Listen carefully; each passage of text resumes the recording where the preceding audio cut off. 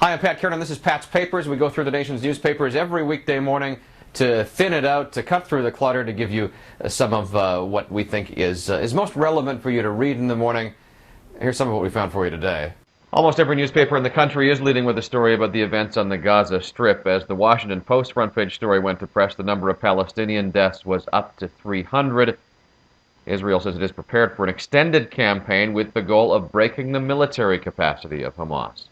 The LA Times says the situation on Gaza's southern border with Egypt was chaotic and fluid amid reports that a large group of Gaza residents had tried to breach the border fence.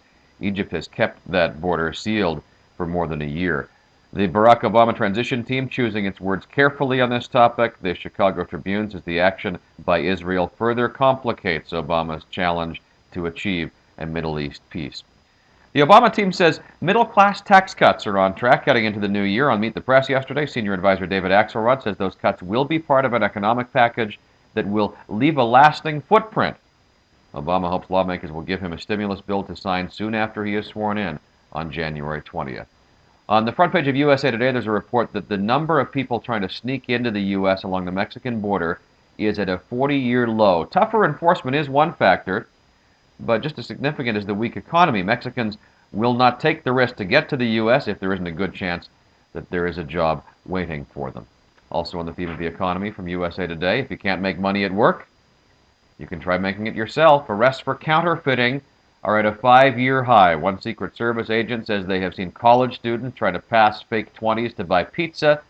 Another agent says December is a known time for an increase in bogus bills because busy cashiers aren't as likely to take a good look to see if they are getting a legitimate bill. To Wisconsin, the Herald-Times reporter in Manitowoc.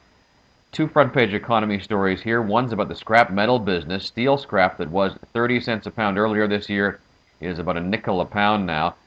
And there's a story on the job market for students who are winter graduates. One University of Wisconsin Green Bay graduate says it is terrifying to be part of the first graduating class since the financial crisis hit. She started her job search in August. Only just now she has been hired, and she's got a job in January. The Wall Street Journal says Sony's video game business faded this Christmas. Rivals Microsoft and Nintendo posted gains in the holiday selling period, but the Sony PS3 was down 19%. Industry analysts say they are surprised Sony wasn't more aggressive by moving in with December price cuts. The Journal also, with an end-of-the-year look back under the headline, "The Weekend Wall Street Died," 4 reporters contributed to a major story, a detailed analysis of the weekend in September when Lehman Brothers ran out of options to stay in business. Romantic comedies may be bad for your love life. That from social scientists in Scotland, as reported in the Los Angeles Times today. The theory is that movies can raise unrealistic romantic expectations. That sets people up for personal failure and possibly for a lifetime of disappointment. In Chicago, from the Tribune this morning, a prediction from the state's Lieutenant Governor, Pat Quinn, that scandal-plagued Governor Rod Blagojevich will be out of office in less than 2 months. Impeachment in Illinois requires a 2/3 majority of legislators. Quinn says far more than 2/3 have indicated now that that is how they'll vote. It was a great story told on 2 occasions to Oprah Winfrey, but the Miami Herald reports some of it was not true. 79-year-old Florida retiree Herman Rosenblatt had a book deal and a movie lined up on the strength of his story about his Holocaust experiences. That story was about a girl he met on the other side of a fence at a concentration camp. He found her decades later, and they married. But his publisher terminated the deal for the book Angel at the Fence on the weekend after receiving information from Rosenblatt's agent that elements of his story are not true.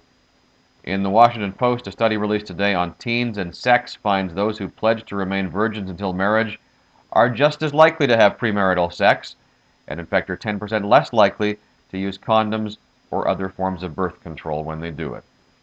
In the Philadelphia Inquirer today, there's a story about elephant populations in free fall. An estimated 1.4 million African elephants were alive in 1970. That compares to just 400,000 today. And zoos don't seem to be much help. A typical elephant in a Myanmar logging camp lives to the age of 42. The average zoo elephant lives to just 19 years. Finally, the New York Times, there's someone who can find an upside to everybody else's trouble. In California, skateboarders have figured out that a home in foreclosure is often a home with an empty pool in the backyard. The Times says that realization brought a smile as wide as a half pipe to skateboarder Josh Peacock.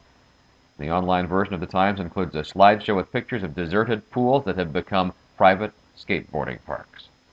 And those are just some of the headlines this morning. Thanks for joining us for Pat's Papers. Go to patspapers.com, scroll down on the main page, and you will see links to the individual newspapers where these stories were published. You can read them for yourself there and read more from any one of those newspapers.